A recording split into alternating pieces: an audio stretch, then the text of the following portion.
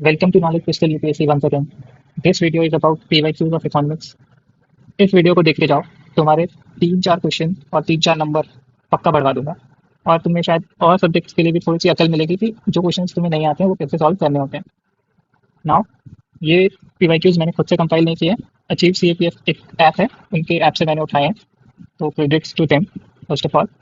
और अब इस वीडियो को ध्यान से देखना, मैंने कॉन्सेप्ट ज़्यादा नहीं पढ़ाया है। I am more focused about how you can solve questions. ठीक है, वो मेजर अप्रोच क्या होनी चाहिए उस पर बात होगी और आंसर भी मैं बताता हुआ चलूंगा। कैसे चीज़ें रिपीट हुई हैं PYQ से वो भी मैं बताता हुआ चलूंगा। इस बार के CAPF के पेपर में इकोनॉमिक्स से अच्छे क्वेश्चन आए, अच्छे मतलब काफ़ी अच्छे, और CDS 1 में भी काफ़ी अच्छे क्वेश्चन थे। मैंने इस वीडियो में सिर्फ CDS के क्वेश्चन सब लिए हैं, क्योंकि CAPF के लूँगा बहुत बहुत लेंदी वीडियो हो जाएगी। तो coming to the point, CDS के PYQs, इसमें ही देखना कितनी वैरायटी रिपीट हुई है। ठीक है, CDS से ही तुम्हें देखने को मिलेगा। इस बार के कुछ CAPF के क्वेश्चन थे जो रिपीट हो गए। ठीक है, अब ध्यान देते हैं, स्टार्ट करते हैं। मेरा मेजर फोकस समझाने पे नहीं है कि कॉन्सेप्ट क्या है। कॉन्सेप्ट्स देखने हैं तो मेरी इकोनॉमिक्स की प्लेलिस्ट देखो जाके, वहाँ से तुम्हें बहुत हेल्प हो जाएगी। In next 7-8 days you can do this. अगर तुम करना चाहो तो rest you can watch this video. इस वीडियो को पूरा देखो, कम से कम 2-3 नंबर बढ़ाऊंगा। ठीक है, स्टार्ट करते हैं इस क्वेश्चन से। 29 क्वेश्चन CDS 1 का ही है, 2024 में जो हुआ। तो which of the following indicator are used to observe the monetary transmission mechanism. Monetary transmission mechanism पहला टर्म है, मतलब मैंने भी इससे पहले नहीं सुना था। ट्रांसमिशन मैकेनिज्म क्या होता है, I have heard, but as such question types में मैंने नहीं पढ़ा हुआ था। मॉनेटरी ट्रांसमिशन मैकेनिज्म एक ऐसा मैकेनिज्म जिसमें हम मॉनेटरी ट्रांजेक्शन और उन सबको क्या कर सकते हैं, काइंड ऑफ हम उनका ग्राफ और वो सब पता कर सकते हैं। First option is weighted average lending rate, second option is weighted average domestic term deposit rate, third is 1 year median MCLR, और फोर्थ इज SDF रेट। अब देखो, ये क्वेश्चन सबके लिए नया था, मेरे लिए भी नया था, पर मैंने एलिमिनेशन कैसे लगाया and how I did this question. SDF, अगर मैंने मैंने अपने CDS 1 से भी पहले वीडियो बना दिया था। SDF is standing deposit facility. ये एक LAF टूल है, लिक्विड एडजस्टमेंट फैसिलिटी, जिसके जरिए RBI लिक्विडिटी का एडजस्टमेंट करता है। मार्केट में कितना पैसा जाना चाहिए और कितना नहीं, वो इस रेट से कहीं ना कहीं रिलेट करते हैं। तो ये ऑप्शन में बिल्कुल नहीं होगा, क्योंकि मॉनेटरी ट्रांसमिशन मैकेनिज्म पूछा हुआ है। ठीक है, इसको हटा दिया, 2 ऑप्शन कट हो गए, C एंड D कट। अब बचे B एंड A, 1-2 कॉमन है दोनों में, थर्ड ऑप्शन बचता है, थर्ड ऑप्शन मुझे चेक करना है। MCLR भी मैंने पढ़ाया है, marginal cost of lending rate. अगर तुम्हें इसकी फुल फॉर्म भी पता थी तो ये क्वेश्चन हो गया था सॉल्व। अगर फर्स्ट है वेटेड एवरेज लेंडिंग रेट, जो एक लेंडिंग रेट है, तो ये भी तो एक लेंडिंग रेट है। Somewhere you can relate it, and 1 and 3 both are similar kind of statement. तो ऑप्शन इज बी। ठीक है, इजी था अगर तुम सोचो इस वे में जिसमें मैंने सोचा, तो इजी, अदरवाइज तो टफ ही है, सब कुछ टफ है। Now second question is about SDF only. यहाँ पे SDF पूछ लिया, अगेन SDF के ऊपर एक और क्वेश्चन पूछ लिया सेम पेपर में। अब SDF पूछ लिया, फिर से करके देखते हैं आंसर। स्टैंडिंग डिपॉजिट फैसिलिटी को इंट्रोड्यूस किया गया 2022 अप्रैल में। मैंने पेपर जब पहली बार देखा था तो मैंने सबसे पहले यहाँ मार्क किया था अप्रैल 2022। अब क्या हुआ, और ये सही है। अगर इस पूरे स्टेटमेंट में गलती हो सकती थी तो वो यही हो सकती थी कि मई में आया हो, जून में आया हो, और किसी और ईयर में आया हो, पर ये स्टेटमेंट सही है, फैक्चुअल स्टेटमेंट है। मैं कहूँगा कि मेजॉरिटी ऑफ जनता को याद नहीं होगा। सेकंड स्टेटमेंट पढ़ते हैं, SDF rate replace the fixed reverse repo rate at the floor of LAF corridor. ये मैंने अपने लेक्चर में पढ़ाया हुआ है कि LAF कॉरिडोर के अंदर कौन सी 3 चीज़ें आती हैं, SDF, MSF और RR रेपो रेट। तो ये बिल्कुल सही स्टेटमेंट है। ठीक है, तो इससे अगर मान लो तुम्हें पहला स्टेटमेंट नहीं भी आता है, जो कि मुझे भी नहीं आता था, तो मैंने एक चीज़ तो क्लियर कर दी कि सेकंड सही है। सेकंड सही है मतलब ओनली 2 या बी बोथ 1 and 2 में से आंसर है। अब A और D कट चुके हैं मेरे लिए, इन दोनों में से कोई आंसर नहीं है। अब इनमें से तुम 50-50 पे तो पहुंच गए हो। अब कुछ भगवान के ऊपर भी छोड़ दो, अगर तुम्हें नहीं आता है तो आप anything what you want, but इसका स्टेटमेंट सही है। Now consider the following statements regarding the weightage of different articles in wholesale price index. Wholesale price index में अभी तक इतना डीप तो नहीं जा रहे थे वो लोग, किसी भी इंडेक्स में नहीं जा रहे थे। CPI हो गया, IIP हो गया, कोई भी इंडेक्स इतना डिटेल में नहीं पूछा था, पर ये पूछा तो भाई इसके लिए मैंने पढ़ा दिया है। तुम पढ़ सकते हो लेक्चर्स पे जाके, मैंने बहुत डिटेल में पढ़ा दिया आपको। Fuel in power have the higher weightage in WPI than that of primary articles. मैं तुम्हें जनरल बता देता हूँ। प्राइमरी आर्टिकल्स का सबसे, सॉरी, मैन्युफैक्चरिंग आर्टिकल्स का सबसे ज़्यादा, उसके बाद प्राइमरी, उसके बाद फ्यूल एंड पावर। तो मैन्युफैक्चरिंग, प्राइमरी और फ्यूल एंड पावर। अब इनका जो रेशियो है वो तुम जाके या तो लेक्चर से देखो, या फिर शायद मैंने एक स्क्रीनशॉट अटैच नहीं किया है, तुम्हें लेक्चर से ही देखना पड़ेगा। तो fuel and power have the higher weightage in WPI than primary articles. This statement is wrong. Weightage of manufactured product in WPI is higher than the fuel and power. This statement is correct. Only two is correct. ठीक है, इस question में तुम कुछ नहीं कर सकते अगर तुम्हें नॉलेज नहीं होता, कोई गेस वर्क नहीं, कुछ नहीं। अब ये देखो, जितने भी तुम्हें 5 या 6 स्टेटमेंट देखने को मिल जाए ना, ऐसे क्वेश्चन को कभी मत छोड़ के आना। इनका बहुत ईजी फंडा है। या तो मोस्टली स्टेटमेंट्स ठीक होती हैं, या फिर अगर 5 स्टेटमेंट्स हैं तो 4 ठीक होती हैं, अगर 6 स्टेटमेंट्स हैं तो 5 ठीक होती हैं, या फिर सारी ठीक होती हैं। मोस्टली ऐसा होता है, मैंने ये चीज़ नोटिस की है पेपर्स में। अब ये कोई रामबाण नहीं है कि तुमसे ऐसे हर किसी में लगा के आ जाओ, पर इसे समझने की कोशिश करते हैं। ठीक है, if India enters into the free trade agreement with the other nation then the growth of exports of the India would depend on which of the following. अब ये बहुत बिग क्वेश्चन है। अगर कोई इंडिया जो है, मान लेते हैं यूएई के साथ, या फिर अपने नेबरिंग कंट्री बांग्लादेश के साथ फ्री ट्रेड एग्रीमेंट करता है, तो उसमें क्या क्या करेगा? Extent of tariff reduction. Tariff reduction मतलब टैरिफ, एक्सपोर्ट ड्यूटीज कम कर देना with respect to most favoured nations. ठीक है, मोस्ट फेवर्ड नेशंस, इसकी फुल फॉर्म है, याद कर लेना। Extent of relaxation in terms of rules of origin. Relaxation in terms of rules of origin, कहाँ से वो प्रोडक्ट बन रहा है। जैसे कि अगर तुमने सुना होगा, ईयू ने कार्बन टैक्स और लगाना स्टार्ट कर दिया है।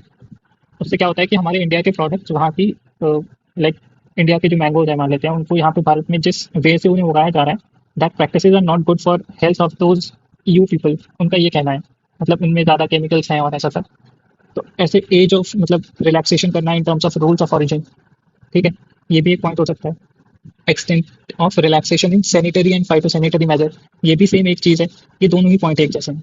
ठीक है, फाइटोसैनिटरी मेजर मतलब कैसे उगाया गया उसको, कितना सैनिटेशन से, कितना उसकी केयर रखी गई, उस सब को लेके रिलैक्सेशन होना। Level of infrastructure in India. Now coming to the main point, this option, level of infrastructure in India. ठीक है, मान लेते हैं नहीं पता है मुझे अभी तक, छोड़ दिया मैंने। Income in the nation with which India entered into FTS. इसमें पूछा गया था किस पे डिपेंड करता है फॉलोइंग में से।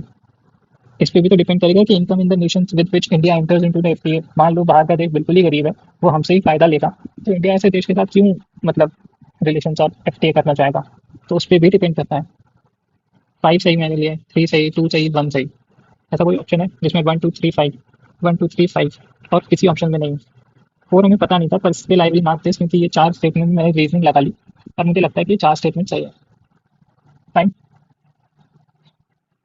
ठीक है ना। ये जीडीपी डिफ्लेटर के ऊपर क्वेश्चन, मैंने बोला पीपीआई, डब्ल्यूपीआई, जीडीपी डिफ्लेटर, इनसे क्वेश्चन पूछा गया 2024 में। मे भी इस बार भी आ जाए, तो मैंने अपने लेक्चर में बहुत अच्छे से पढ़ा दिया। GDP deflator captures the average price of an unchanging basket.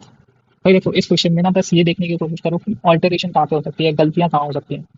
GDP deflator captures the average price, ठीक है, of an unchanging basket. Unchanging की जगह चेंजिंग बास्केट भी हो सकता था। ठीक है, of commodities that constitute the GDP of the country. इस पूरे स्टेटमेंट में यहाँ पे एक गलती हो सकती है, मुझे नहीं पता अभी है कि नहीं है। इवन दो आई नो, क्योंकि मुझे, मैंने पढ़ा हुआ था पहले से। मान लेते हैं फॉर अ न्यू बी जो पढ़ रहा है, तो उसको यहाँ पे गलती लग सकती है। GDP deflator can be used to measure the real GDP of the economy but not the inflation rate. मेरी एक चीज याद रखना, जब भी तुम एक स्टेटमेंट को खत्म होता हुआ देखो, जैसे कि GDP deflator can be used to measure the real GDP of the economy, यहाँ पे ये स्टेटमेंट खत्म हो जाना चाहिए था, but not the inflation rate. This the added statement. एक लाइक मेरी तरफ की इंसाइट है, जब भी यूपीएससी ऐसा कुछ अलग से ऐड करने की कोशिश करे, but not the inflation rate, but not this, but not that, mostly वो स्टेटमेंट्स गलत होते हैं। ठीक है, और ये अनचेंजिंग बास्केट नहीं, ये चेंजिंग बास्केट होती है। क्योंकि मैं बता देता हूँ, जीडीपी के अंदर जो भी प्रोडक्ट बन रहे हैं, वो ऐसा तो है नहीं कि 2021 में सेम बने, 2022 में कुछ और, मतलब 2022 में भी कुछ और बनेंगे। तो वो चेंजिंग बास्केट है। जीडीपी डिफ्लेटर जीडीपी बताता है, इन्फ्लेशन रेट भी बताता है। ठीक है, क्योंकि GDP is nominal upon real GDP. ठीक है, ये मैंने अपने लेक्चर में पढ़ा है। इससे हम इन्फ्लेशन भी क्या निकालते हैं, और ये चेंजिंग बास्केट होती है, अनलाइक सीपीआई और डब्ल्यूपीआई जिनकी फिक्स बास्केट होती है। ठीक है, तो इसके नाइदर वन नॉट टू, दोनों में से कोई सही नहीं। बस मैंने तुम्हें एक तरीका बताया, यहाँ पे एक ट्रिक बताई है कि but not the inflation rate. जब भी ऐसा कुछ क्वेश्चन में अलग से फ्रेम करने की कोशिश की जाए, तो उसको थोड़ा सा मार्क करो। अब जैसे कि स्टेटमेंट में कहीं गलती हो सकती है, वो यहाँ हो सकती है, उसको मार्क करो, देन सोचो उस बारे में थोड़ा, तो दिमाग चलेगा कि हाँ ये हो सकता है या नहीं हो सकता है। इन द एंड तुमको जो करना है फिर वो करना ही है, मतलब छोड़ भी सकते हो ऐसे क्वेश्चन को, ऐसा कुछ वो नहीं है कि कंपलसरी है करना। अब देखो ये क्वेश्चन को छोड़ना बिल्कुल नहीं बनता है, इस क्वेश्चन को कोई छोड़ रहा है तो वो पागल है। मैं बताता हूँ क्यों। A price index captures the change in the average price of a constant basket of commodities। यहाँ पे constant basket of commodities देख रहे हो, इन्हीं वर्ड्स में खेल रहा है वो, constant basket। अब ये यहाँ पे लिखा हुआ है constant basket, यहाँ पे भी लिखा हुआ है constant basket, अनचेंजिंग मतलब constant ही हो गया, इन वर्ड्स में ही खेलना चाह रहा है। अब यहाँ पे जीडीपी डिफ्लेटर था तो यहाँ पे कांस्टेंट नहीं होता है, बट सीपीआई और डब्ल्यूपीआई में कांस्टेंट होता है, तो उसने वो स्टेटमेंट दिया है। अब ये स्टेटमेंट सही है, जब हम सीपीआई और डब्ल्यूपीआई में देखते हैं तो कांस्टेंट बास्केट होती है और उसमें एवरेज प्राइस इन्फ्लेशन ही मेजर किया जा रहा होता है। First statement is correct. अब सेकंड स्टेटमेंट पे आओ। If the index takes value 100, 110, 121 3 consecutive years respectively, then inflation rate in the second and third year is 10% and 21%। अब किसी को एवरेज का थोड़ा सा भी या थोड़ी सी भी मैथ आती है तो वो कर लेगा। कैसे करेगा? ये 100 था, ये 110 हुआ, ये 121 हुआ, ठीक है। यहाँ से लेके यहाँ तक कितना इंक्रीज है? 11 का।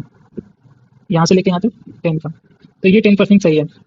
पर ये जो 11% है, that is 11 upon 110 into 100, that is कितने परसेंट का इंक्रीज है? Only 10%।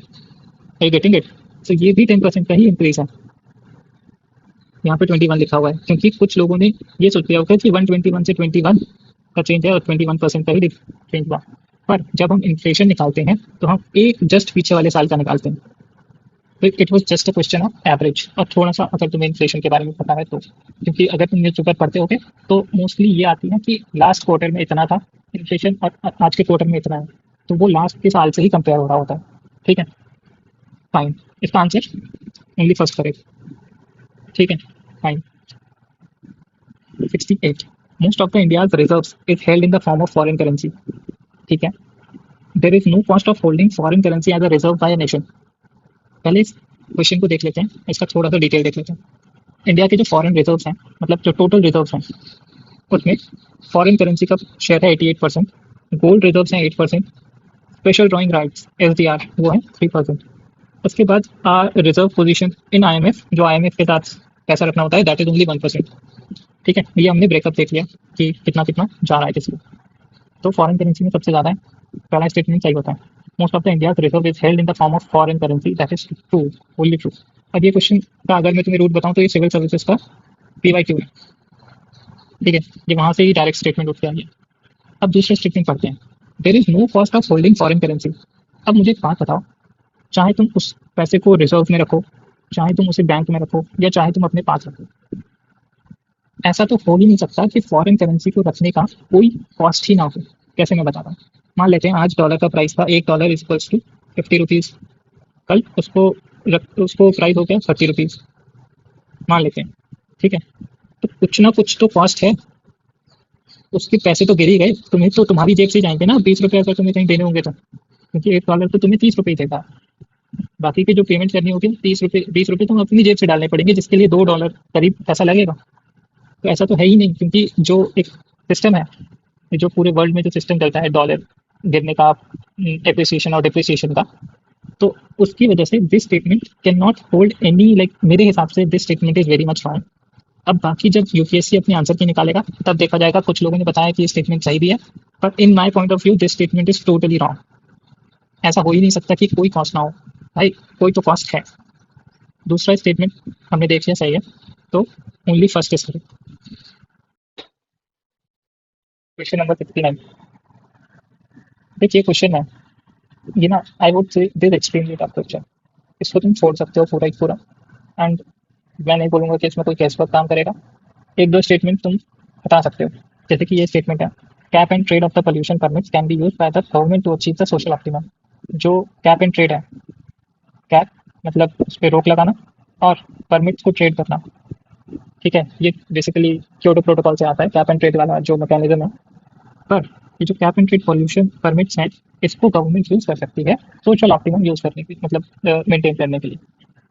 Generic statement, this is correct statement. The optimal amount of subsidy in the case of an activity that produces a positive externality is the difference between the social benefit and the private benefit at the optimum. This is also right. इसका मैं example अभी दे नहीं सकता, but this statement is right. Tragedy of commons is an example of negative externality. पहली बात तो ये समझो कि नेगेटिव एक्सटर्नलिटी क्या है. कोई भी गुड तुमने प्रोड्यूस किया, ठीक है, कोई भी गुड तुमने प्रोड्यूस किया, उससे दो चीजें हो सकती हैं कि या तो उसके पॉजिटिव आउटकम्स हो सकते हैं जो कि थर्ड मेंबर पे होंगे. मान लो तुम एक कंपनी हो, तुमने कोई प्रोडक्ट बनाया, तुम एक प्लास्टिक टॉयज बनाते हो, ठीक है. प्लास्टिक टॉयज पे क्या होगा, मान लो किसी को एम्प्लॉयमेंट मिलेगा, वहाँ उस फैक्ट्री होगी कहीं पे तो किसी को रेंट जाएगा, किसी को एम्प्लॉयमेंट मिलेगा, ऐसी चीज़ें होंगी. वो पॉजिटिव एक्सटर्नलिटी है. हमारे देश की जीडीपी बढ़ेगी, वो पॉजिटिव एक्सटर्नलिटी है. उस चीज़ के बनने का अच्छा प्रभाव, ठीक है. बट उसकी एक नेगेटिव एक्सटर्नलिटी क्या होगी कि उससे पोल्यूशन होगा, ठीक है. वो भी थर्ड आदमी को जाके ही इफेक्ट करेगा, ठीक है. तो वो नेगेटिव एक्सटर्नलिटी होती है. ट्रेजेडी ऑफ कॉमन से मतलब ये है, एग्जाम्पल लेते हैं, हमारे यहाँ पॉपुलेशन बढ़ती जा रही है, एग्रीकल्चर और इरिगेशन में बढ़ते जा रहा है सब कुछ. तो जो ट्रेजेडी ऑफ कॉमन्स है, मान लो हम जितना भी पानी ग्राउंड वाटर यूज करते हैं इरिगेशन के लिए, क्योंकि हमारे पास इतने सारे फील्ड्स हैं, हमारी पॉपुलेशन इतनी ज़्यादा 50% हमारी एग्रीकल्चर सेक्टर में है, तो वो जो ट्रेजेडी है कॉमन्स की, it is also giving a negative externality, ठीक है. फाइन. जैसे मान लेते हैं एक फिश है, फिश पॉन्ड है, यहाँ पे ओवर फिशिंग हो रही है क्योंकि हमारी पॉपुलेशन इंक्रीज हो रही है. तो यहाँ के जो जीव जंतु हैं वो तो खत्म हो ही रहे हैं ना, जो फ्लोरा है फौना है वो यहाँ पे खत्म हो ही रहा है because of something tragedy, like population is increasing exponentially. तो tragedy of commons is a negative externality, ये भी स्टेटमेंट सही है. मेरे हिसाब से ये स्टेटमेंट गलत है. The market mechanism over produce the good. किसी भी चीज़ को ओवर प्रोड्यूस करके उसकी पॉजिटिव एक्सटर्नलिटी नहीं आ सकती है. अब if I think in a general वे, तो ये स्टेटमेंट गलत है. ऑप्शन ए इसका आंसर है. अब देखो जीएसटी पे ना हर दूसरे तीसरे साल में क्वेश्चन आया है, तो तुम्हारी मॉरल रिस्पॉन्सिबिलिटी बनती थी कि तुम्हें पढ़ना चाहिए था. मैंने आप पढ़ा दिया है, पढ़ सकते हो. टैक्सिंग के ऊपर पूरा एक वीडियो है, उसको देखो जाके. Amendment 115 to the Constitution of India caps alcohol for human use and 5 petroleum products outside the ambit of GST. अब से याद रखना आर्टिकल 115 किस काम के लिए होता है, ठीक है. एल्कोहल ऑफ ह्यूमन यूज और 5 petroleum products outside the ambit of GST. कितने, 5 पेट्रोलियम प्रोडक्ट्स, ठीक है. फाइन. ये स्टेटमेंट याद रखना, अगले पेपर में आ सकती है एज इट इज कि कौन सा आर्टिकल ऐसा बताता है, अमेंडमेंट कौन सा अमेंडमेंट ऐसा बताता है, ठीक है. अमेंडमेंट 122 क्या बताता है, constitution of India cap only alcohol for human use outside the ambit of GST. Article 122 में बोलता है कि जो ह्यूमन यूज के लिए, जो दारू पीने वालों के लिए जो अल्कोहल है उस पर जीएसटी नहीं लगेगा. बाकी सारे, मतलब हम इथेनॉल ब्लेंडिंग करते हैं तो उसके लिए वो इंडस्ट्रियल पर्पज में यूज होती है, तो वहाँ पे जीएसटी लगता है. Precious metals are tax at the rate of 1% under GST. This statement is wrong, answer is 3%, ठीक है. जिन्होंने जीएसटी पढ़ा है मेरी वीडियो से उनको पता होगा. अनवर्क डायमंड इज टैक्स एट 0.25%, ये भी स्टेटमेंट सही है. इसका आंसर इज सी. कौन सा नॉट करेक्ट पूछा था, ठीक है. तेंदुलकर कमेटी और बाकी सारी कमेटीज के ऊपर एक नोट है, ये रहे, इनको पढ़ो बैठ के क्योंकि इनसे क्वेश्चंस आ ही रहे हैं हर दूसरे तीसरे साल में, तो तुम्हें पढ़ना पड़ेगा भाई, ठीक है. अब इस क्वेश्चन को देख लेते हैं कि क्या आया था. Statement with regard to the report of Tendulkar Committee on poverty estimates is correct.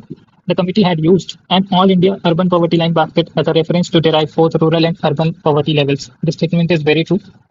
और इस क्वेश्चन को मैं तुम्हें दिखाऊंगा कि ये क्यों आया, ठीक है. The committee had anchored the poverty line to the official food calorie norms. Tendulkar committee से ही फूड कैलोरी नॉर्म्स के ऊपर की बातें हुई थी.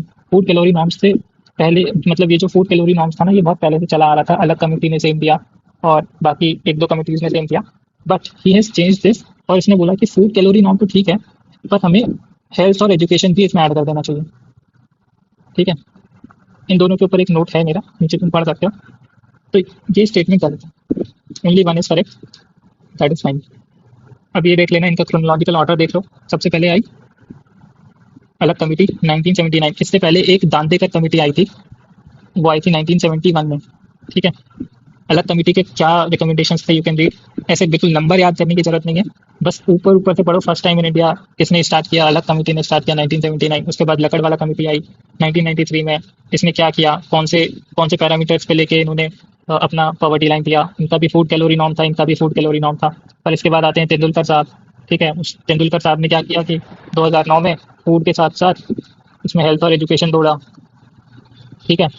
प्लस इन्होंने मिक्स्ड रेफरेंस पीरियड की बात की, इससे पहले जो रिपोर्ट्स बनती थी वो अर्बन के लिए अलग बनती थी और रूरल के लिए अलग बनती थी। ठीक है, तो अर्बन रूरल के लिए अलग अलग बन रही थी, लकड़वाला में भी और बाई के अलग में भी। पर तेंदुलकर जी ने कहा कि इन दोनों को मिक्स बनाते हैं, और सेम क्वेश्चन यही लिखा हुआ है कि मिक्स किया था, और मिक्स्ड रेफरेंस पीरियड से ही उन्होंने बोला कि all India urban poverty line बनाएंगे, जिसके लिए रूरल और अर्बन अलग अलग बनाने की जरूरत नहीं है। यहाँ लिखा हुआ है, यू कैन रीड इट। उसके बाद रंगराजन कमेटी आई, ये 2012 में फॉर्म हुई थी, पर ड्यू टू सम रीजन 2014 में इनकी रिपोर्ट आई, और ये तुम पढ़ सकते हो। ठीक है, इन्होंने मॉडिफाइड मिक्स्ड रेफरेंस पीरियड की बात की है, मॉडिफाइड। इन्होंने मिक्स्ड रेफरेंस, इससे पहले तो सिंगल सिंगल अलग अलग चल रहा था। फाइन। अब इसमें देखो, क्वेश्चन नंबर 72, आई वुड से this question was not seen in the history of UPSC till now, क्योंकि ये बहुत ही मुझे थोड़ा उल्टा सवाल लगा। Let's see why. Which of the following components of central government taxes on petroleum products is are not shareable with the states? यहाँ पे एक ये चीज क्यों लिख दी मुझे समझ नहीं आया, पेट्रोलियम प्रोडक्ट। चलो फिर भी देखते हैं। Basic excise duty, additional excise duty और स्पेशल एडिशनल एक्साइज ड्यूटी। अगर तुम ये चीज पढ़ो, special additional excise duty, this is cess, this is surcharge. मेरी नजर में सरचार्ज और सेस दोनों ही शेयर नहीं किए जाते हैं, पर मैंने एक डॉक्यूमेंट पढ़ा जहाँ पे लिखा हुआ था कि स्पेशल एडिशनल एक्साइज ड्यूटी नहीं शेयर की जाती है, तो ओनली 3 इसका आंसर होगा। बट मे बी इन दोनों में से कोई एक आंसर यूपीएससी दे, क्योंकि कुछ स्टेट्स में अलग नॉर्म्स हैं और 2 उनके स्टेट डॉक्यूमेंट्स में लिखा हुआ है। तो दिस क्वेश्चन इज डिबेटेबल, और शायद यूपीएससी ड्रॉप भी करे, पर according to me till now मैंने जितना पढ़ लिया है, क्योंकि कुछ में है कुछ में नहीं, तो आई वुड गो विथ 3 कि स्पेशल एडिशनल एक्साइज ड्यूटी नहीं शेयर की जाती है, बाकी ये दोनों शेयर होती है। Now level per capita GDP depends on which of the following. अब देखो, पर कैपिटा जीडीपी किस पे डिपेंड करेगी, हमारी जीडीपी किस पे डिपेंड करेगी? Proportion of the population in the working age, 15 से लेके जो 54 या 64 की जो पॉपुलेशन है, उसके ऊपर डिपेंड करेगी। वो काम करती है, कितना काम करती है, कितना काम नहीं करती है, इसके ऊपर तो डिपेंड करेगी ना साहब, करनी चाहिए। वर्क पार्टिसिपेशन रेट, कितने लोग पार्टिसिपेशन कर रहे हैं काम करने में, इस पर भी करेगी। मान लो हमारी ज़्यादातर पॉपुलेशन पार्टिसिपेशन ही नहीं कर रही है, तो जीडीपी तो गिरेगी ना, तो ये इस पर भी डिपेंड करती है। पर वर्कर प्रोडक्टिविटी, एक आदमी कितना काम करता है। देखो, ये हुई इंडिविजुअल की बात, ये हुई ग्रुप लेवल की बात, और ये तो पीपल पॉपुलेशन को ही ले आए। तीनों स्टेटमेंट लिखे हुए हैं एक जैसे, but you have just put your mind into the question और आंसर इज 1 2 3। तीनों चीज़ों पे डिपेंड करेगी हमारी GDP.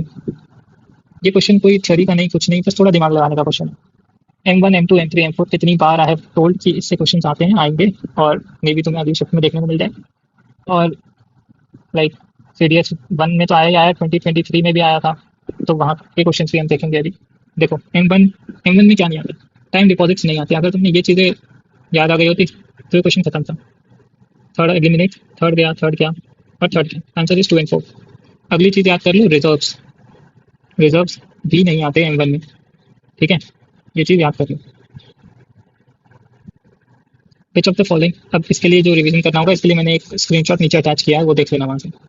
Which of the following statement, चलो पहले एक बार देख लेते हैं, क्योंकि इससे और भी क्वेश्चन आने वाले हैं इससे, तो देखते हैं। M1 में क्या क्या है?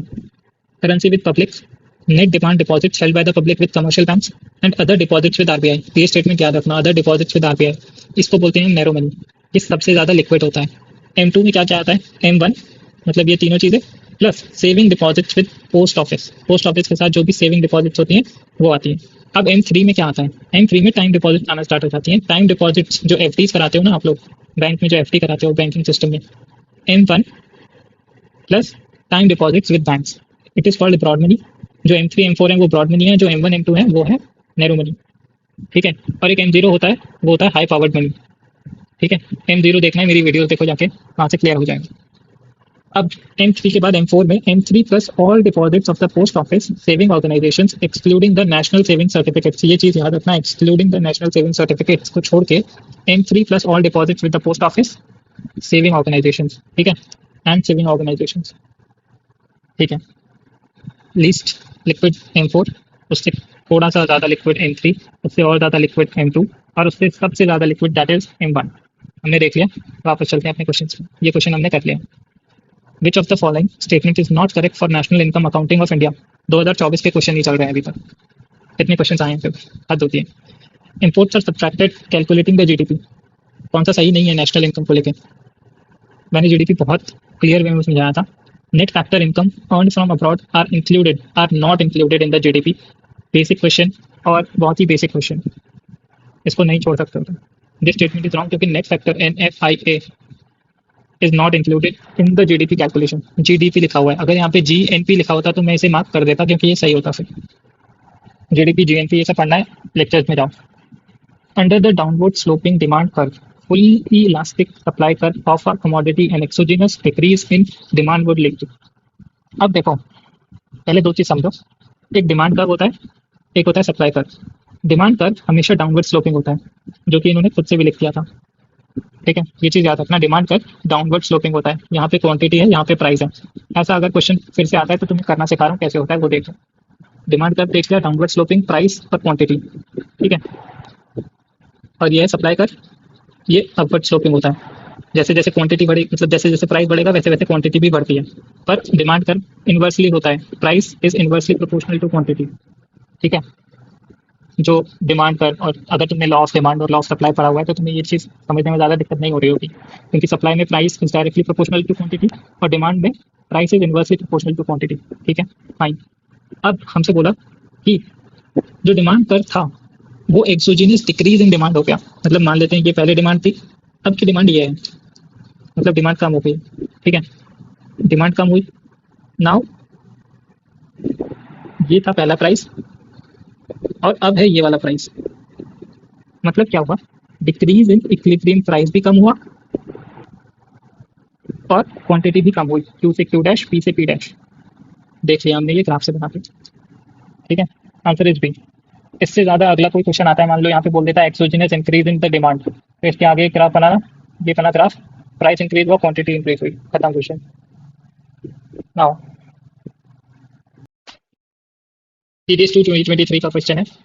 इस क्वेश्चन को कैसे सॉल्व कर सकते थे, कैसे दो स्टेटमेंट बिल्कुल गलत है वो हम देख सकते हैं यहाँ पे। वी विल सी कि इस क्वेश्चन को बहुत इजीली सॉल्व किया जा सकता था। इस क्वेश्चन में पूछा है व्हाट वुड गवर्नमेंट का कौन सा action contraction of money supply करेगा। कॉन्ट्रैक्शन ऑफ मनी सप्लाई का मतलब क्या होता है, मार्केट जो होता है उसमें से पैसे को बाहर निकालना, पैसे को खींच लेना, जिससे कि क्या होगा, इन्फ्लेशन कम होगी। ठीक है, अब देखते हैं, purchase of treasury bills by the central bank from public, sales of treasury bills by the central bank to public. ठीक है, दोनों ऑपोजिट स्टेटमेंट है, इन दोनों में से कोई एक ठीक हो सकता है। ठीक है, इन दोनों में से कोई एक ही ठीक हो सकता है, फर्स्ट ठीक होगा या सेकंड। अब मान लेते हैं दूसरा स्टेटमेंट पढ़ते हैं सबसे पहले, सेल ऑफ ट्रेजरी बिल्स। मान लो आप कोई पेपर, कोई ट्रेजरी बिल जो एक पेपर है उसको सेल करोगे पब्लिक को, तो पब्लिक आपको पैसा देगी। ठीक है, ये रुपीज होंगे, ये पैसा आपने ले लिया, और हमारा मेन गोल क्या था, कॉन्ट्रैक्शन ऑफ मनी सप्लाई। पैसा लेना ही तो था, जो पब्लिक के पास है, जो मार्केट के पास है, वो पैसा ले लिया आपने। Sale of treasury bills will give you money. ठीक है, जो सेंट्रल बैंक को मिलेगा। ठीक है, ये क्वेश्चन टू स्टेटमेंट्स आ गए, दो ऑप्शन गलत पहले वाले, सी और डी, टू तो कॉमन है। अब थर्ड और चेक करना है।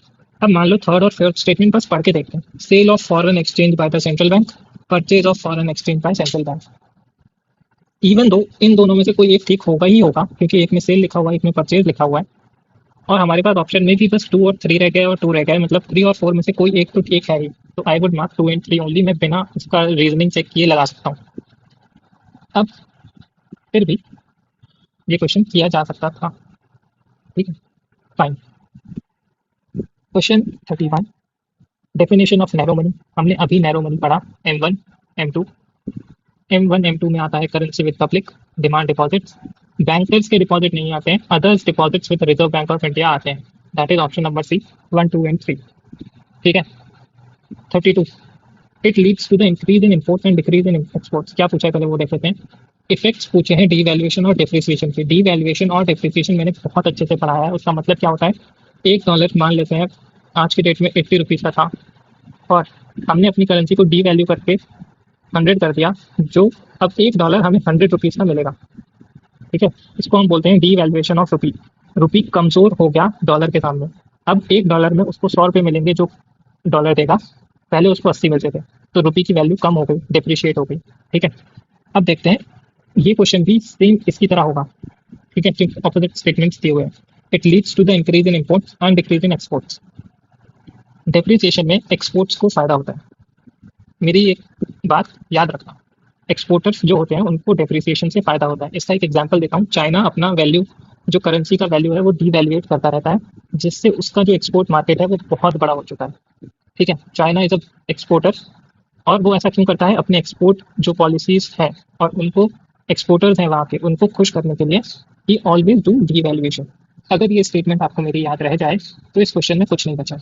ठीक है, देखते हैं क्या। It leads to the increase in imports and decrease in exports. Decrease in exports हो रहे हैं, नहीं होगा। It leads to increase in exports, option two is correct. Option two is correct, ये ऑप्शन इज है जिसमें टू है, बाकी किसी में नहीं है। ठीक है, it leads to increase in exports. अब थर्ड ऑप्शन पढ़ लेते हैं, it leads to increase in domestic inflation. कैसे होगा मैं बताता हूँ। मान लो आपने करेंसी को डीवैल्यू कर दिया, मैंने आपको बताया कैसे होता है। अब एक्सपोर्टर जो है वो ज़्यादा प्रॉफिट्स के लिए अपना जो प्रोडक्ट है वो बाहर के देशों में भेजना चालू स्टार्ट कर देंगे, जिसकी वजह से इंडिया में उसकी सप्लाई कम होगी, और सप्लाई कम होगी तो उसके प्राइसेस हाई होंगे। जब सप्लाई कम हो गई और डिमांड हाई है तो प्राइसेस विल बी हाई। ठीक है, अब प्राइसेस जब हाई होंगे तो उसको हम इन्फ्लेशन बोलते हैं। It leads to increase in domestic inflation. तो this statement is also correct. As it is याद कर लो या थोड़ी सी रीजनिंग लगाओ, ये मैंने अपने लेक्चर में बहुत अच्छे से पढ़ाया हुआ है। You can read it, you can understand it from there very well. Now, which one of the following taxes is not subsumed under GST. GST के अंदर कौन सा टैक्स नहीं आया, हमने अभी देखा आर्टिकल सॉरी अमेंडमेंट 115 और 122 में अभी बताया कि पेट्रोलियम और पेट्रोलियम प्रोडक्ट्स पे नहीं लगता है जीएसटी, और वो 5 प्रोडक्ट्स पे नहीं लगता है। पीडीएस, पीडीएस सिस्टम पे क्वेश्चन था लास्ट ईयर। इस क्वेश्चन को you can do very easily, जहाँ पे आपको 4 स्टेटमेंट दिख जाए। ऐसे क्वेश्चन बहुत ईजी होते हैं। PDS system is operated joint responsibility of centre and state and union territories. मान लो जो खाना देती है सरकार, जो फ्री में अनाज देती है सरकार for above poverty line and BPL लोगों को, उनको जो फ्री में जो राशन मिलता है वो एक जॉइंट रिस्पॉन्सिबिलिटी है सेंटर और स्टेट की। कैसे, मान लो सेंटर उसका प्रोक्योरमेंट करता है through food corporation of India, और वो food corporation of India her state को वो राशन ट्रांसफर करती है। ठीक है, तो सेंटर का भी रोल है और स्टेट का भी रोल है। सेंटर उसे आगे जाके डिस्ट्रीब्यूट करता है टू द एंड कंज्यूमर। ठीक है, तो ये स्टेटमेंट सही है। Food corporation of India has assumed the responsibility of procurement, storage, transportation food grains to the state government. Food corporation of India state governments को भेजता है। This statement is correct. Both centre and the state have joint responsibility to identify eligible beneficiaries. अब चीज समझो, ये जो statement है इसमें थोड़ी सी गलती क्या है। मान लेते हैं ये स्टेट है, ये सेंटर है, इनको 10 लोगों का डेटा बनाना है। ठीक है, ये 10 पीपल का बेनिफिशियरीज का डेटा बनाना है। मान लो स्टेट अपना अलग डेटा बनाए और सेंटर अलग डेटा बनाए, तो ये फीजिबल नहीं है। मान लो एक काम है वो सारे लोग यही करेंगे, बेनिफिशियरी ही बनाएंगे, तो this is a multiplication of efforts. State भी बना रही है, सेंटर भी बना रही है, दोनों मिलके बना रहे हैं। This doesn't make sense. It's work of the centre, centre बनाता है और आई गेस स्टेट बनाता है। ठीक है, इन दोनों में से कोई एक ही बनाता है, तो it is not the work of both. Centre का काम नहीं है, सेंटर का काम बेनिफिशियरीज को लिस्ट बनाना नहीं है, वो स्टेट का काम है, स्टेट करता है। अब एक नया कॉन्सेप्ट निकल के आया है, one nation one ration card वाला। That is a different concept. Some state also distribute, some state, कुछ स्टेट्स में ऐसा भी होता होगा कि वहाँ पे दाल मिल रही है, एडिबल ऑयल मिलता है, तो यहाँ पे पता है ये सम नहीं लिखा होता ना, तो ये स्टेट्स ऑल्सो डिस्ट्रीब्यूट, तो ये हर सारे स्टेट्स की बात हो गई होगी। भाई कोई सा स्टेट होगा जहाँ पे दाल और ऑयल मिल गया होगा। It is not a wrong statement, it is correct statement. 1, 2 and 4 ये स्टेटमेंट है, ये वाला और ये वाला। Now which of the following concepts are considered pillars of human development. कौन सा इनमें से कंसीडर किया जाता है pillar of human development? According to me all 4 are considered. According to Google all 4 are considered. CDS की आंसर की मैंने check नहीं की है। अकॉर्डिंग टू देम ऑल्सो, मेरे हिसाब से 1, 2, 3, 4 इज करेक्ट। कुछ लोग बोलते हैं security is not considered, but security is also human development का ही part. If a person is not secure, if a doctor is not secure at her birthplace, so how can you say that human development report is good or human development can happen at very good pace? ठीक है, I'm talking about the recent case only. How can you say that इन चारों में से चारों चीजें ही होनी चाहिए तभी ह्यूमन डेवलपमेंट हो सकता है? Sustainability is important for future generation, human development तभी होगा। प्रोडक्टिविटी भी इंपॉर्टेंट है, प्रोडक्टिविटी नहीं होगी तो ह्यूमन डेवलपमेंट किस काम का होगी? कैसे? सिक्योरिटी, सिक्योर नहीं है कोई इंसान अपने वर्क प्लेस पे या कोई काम करते हुए अपने देश में सिक्योर नहीं है, तो how he can be developed? How can you say that? All 4 are important and 1, 2, 3, 4 is correct. इसमें कोई साइंस नहीं लगती, कुछ नहीं लगता। This is a very generic question, you can not like इसे स्किप नहीं कर सकते, you have to mark it. Like next question, fiscal deficit से प्राइमरी डेफिसिट पे कैसे आया जाता है? डेफिसिट का पूरा कॉन्सेप्ट मैंने पढ़ाया हुआ है। फिस्कल डेफिसिट क्या होता है? Total expenditure minus total revenues except borrowings. ये स्टेटमेंट याद रखना, total expenditure minus total revenue except borrowings. अब प्राइमरी डेफिसिट में हम जो इंटरेस्ट पेमेंट्स हैं उनको ऐड नहीं करते हैं, तो इसका answer is C. Direct fact है, you have to remember it. Primary deficit क्या होता है, फिस्कल क्या होता है, बाकी डेफिसिट्स क्या होते हैं, तो रेवेन्यू डेफिसिट, कैपिटल डेफिसिट क्या होते हैं, you have to read it. इसका कोई अल्टरनेटिव नहीं है ना। Wholesale price inflation, wholesale price inflation क्यों आया? ऊपर भी पूछ लिया होलसेल प्राइस इन्फ्लेशन अभी 2024 में, पहले भी पूछा हुआ है, सीडीएस 2023 में पूछा हुआ है, डब्ल्यूपीआई। तो इसका ये तब के करंट अफेयर से रिलेटेड है, तब भी हम कर लेते हैं। Sharp increase in the international prices of crude oil, 2021-22 की बात कर रहा है जब लॉकडाउन खुला था, ठीक है। लॉकडाउन खुला था तब क्या हुआ था? Increase in the crude oil prices, ये हुआ था क्या? ऑब्वियसली तब क्रूड ऑयल के प्राइसेस स्काई रॉकेटिंग थे, ठीक है। Decrease in the economic activity post Covid, economic activity कैसे कम होगी पोस्ट कोविड? वो भी इकोनॉमिक एक्टिविटी तब ज्यादा होनी स्टार्ट हुई थी, इकोनॉमिक एक्टिविटी कम नहीं हो रही थी। Disruption in global supply chains, ये जरूर हो रहा था, इसकी वजह से ही sharp increase in the international prices of crude oil था। जब supply chains were not good, that's why this was happening. High freight cost, supply chain, freight cost, these all are like similar statements. इसका answer 134 है। ये नहीं हो रहा था क्योंकि अगर तुम दिमाग लगाओ तो पोस्ट कोविड एक्टिविटी डिक्रीज कैसे हो सकती है इकोनॉमिक एक्टिविटी? कोविड लॉकडाउन जब लगा हुआ था तब इकोनॉमिक एक्टिविटी डिक्रीज हुई ना, उसके बाद जब खुल गया लॉकडाउन तब तो इंक्रीज होगी। तो ये देखो, टू गया, टू गया, 1 इन 4 कॉमन थे, ठीक है। इन दोनों में से कुछ तुम निकाल सकते थे, 134 और 14, ये 50-50 तो आ ही गया था question, you could have marked this.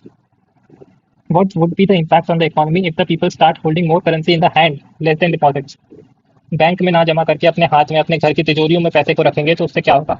उससे होगा कि मनी जनरेट नहीं होगा, मनी जनरेट कम होगा, जिसको बोलते हैं मनी मल्टीप्लायर विल डिक्रीज। ये जो स्टेटमेंट भी है इसको बोलते हैं जब हम पैसा बैंक में ज़्यादा रखना स्टार्ट करेंगे तो बैंक में ज़्यादा रखेंगे जिससे कि मनी मल्टीप्लायर इंक्रीज होगा। ये मैंने अपने लेक्चर में पढ़ाया है। Other things remaining constant the market supply for good increases if. अब देखो क्या है ना ये क्वेश्चन में, बहुत आई वुड से बहुत ट्रिकी क्वेश्चन है। Other things remaining constant, supply of goods increase होंगी कब? Supply of goods is directly proportional to its price. पहला स्टेटमेंट इज करेक्ट, एक स्टेटमेंट को काट दो यहाँ से, ठीक है। Price of its factors of production decreases, कैसे? मान लेते हैं जब उसके जो फैक्टर ऑफ प्रोडक्शन है, किसी प्रोडक्ट को बनाने में कम पैसा लगेगा तो वो सप्लाई भी ज़्यादा होगा, वो उसका प्रोडक्शन भी ज़्यादा होगा और उसकी सप्लाई भी ज़्यादा होगी, that will effect the supply. Second is correct. Price of the other goods decreases, इसका इससे कोई डायरेक्ट लिंक नहीं है।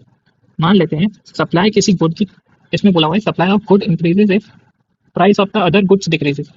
मान लो कोई सब्सटीट्यूट गुड्स है ही नहीं, कोई कॉम्प्लीमेंट्री गुड्स है ही नहीं, मान लो एक कार है और एक प्याज है, तो उनको तुम कैसे वो कर सकते हो, रिलेट कर सकते हो? This statement doesn't hold any measure हो। अगर इसको थोड़ा सा और प्रिसाइज किया जाता तब ये स्टेटमेंट चाहिए हो जाता, अदरवाइज इसका आंसर 1 एंड 2 है ए, ठीक है। नाउ दिस इज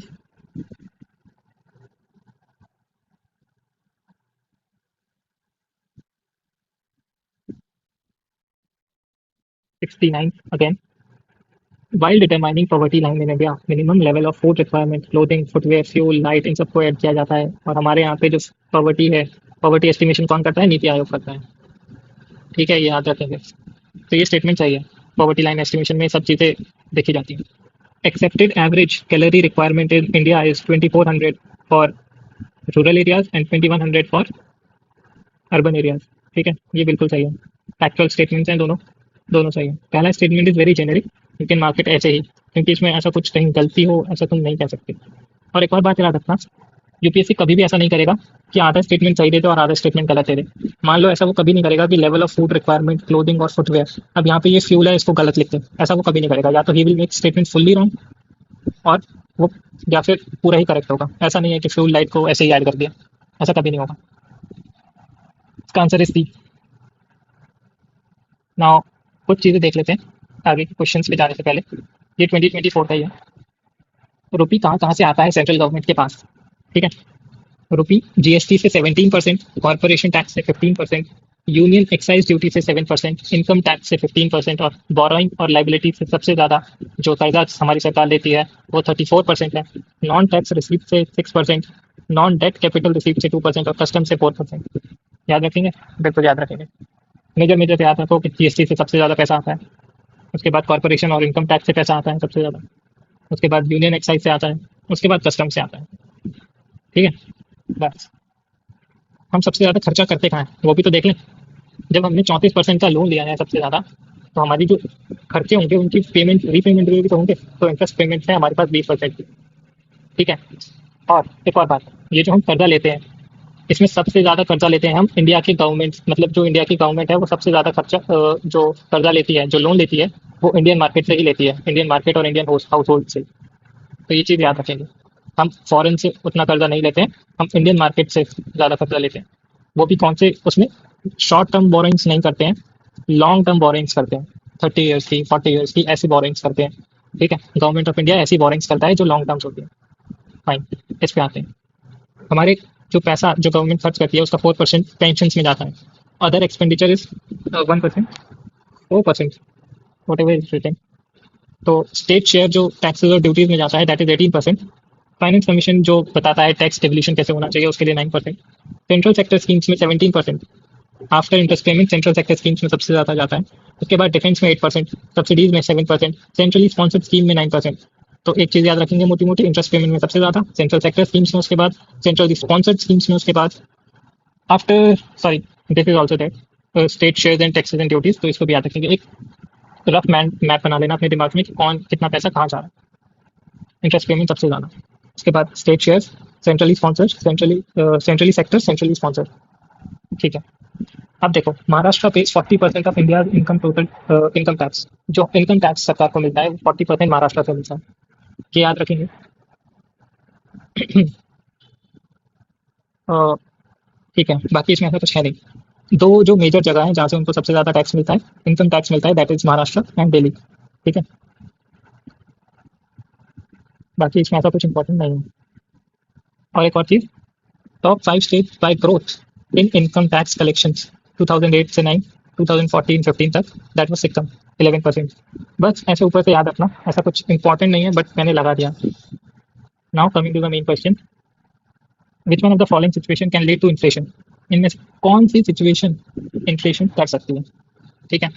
देखो इस क्वेश्चन को करना is very easy. Sluggish growth and aggregate demand. भाई देखो स्लगिश ग्रोथ, इन्फ्लेशन तभी होगा जब लोगों के पास पैसा होगा, ठीक है। जब लोगों के पास पैसा होगा तभी इन्फ्लेशन होगा, इस चीज़ को याद रखना। अब हमें ये देखना है क्वेश्चन में कि कौन सा एक ऐसा मेजर है जिससे लोगों के पास पैसा जाएगा और हमें दिखता है कि वहाँ पे इन्फ्लेशन है, ठीक है। स्लगिश ग्रोथ होगी जीडीपी की तो लोगों के पास ज़्यादा पैसा नहीं होगा, this is wrong. Reduction in the money supply, reduction कर रहे हैं मनी सप्लाई में, हमें देखना है कि एक्सपेंशन ऑफ मनी सप्लाई कैसे होगा, this is wrong. Higher levels of unemployment, unemployment है लोगों के पास पैसा वैसे ही नहीं है, this is wrong. Rapid growth हो रही है लोगों के पास, ग्रोथ की वजह से जब इंडिया ग्रो करेगा तभी तो लोग अमीर होंगे, तभी aggregate demand outwit supply.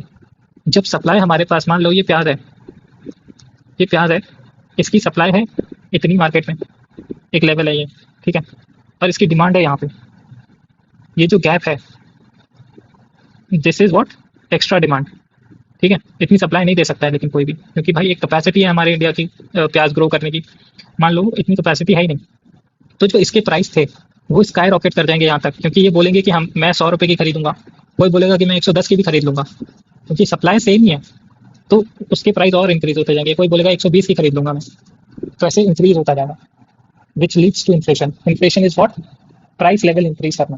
Fine, option is correct. Which of the following policies help to raise interest rate unambiguously. कौन सी पॉलिसी रेट इंटरेस्ट रेट को इंक्रीज करने में हेल्प करती है, ठीक है। अब देखो कौन सी पॉलिसी इंटरेस्ट रेट को, इन्होंने नहीं डिफाइन किया कि कौन सा इंटरेस्ट रेट, तो कोई भी इंटरेस्ट रेट अपने दिमाग में सोच लो, या तो वो सोच लो कि तुम बैंक को जब पैसा देते हो जो तुम्हें इंटरेस्ट रेट मिलता है वो, या फिर जब बैंक तुमसे लोन लेता है इंटरेस्ट पे वो। तो सोच लिया। अब देखते हैं क्वेश्चन करते हैं।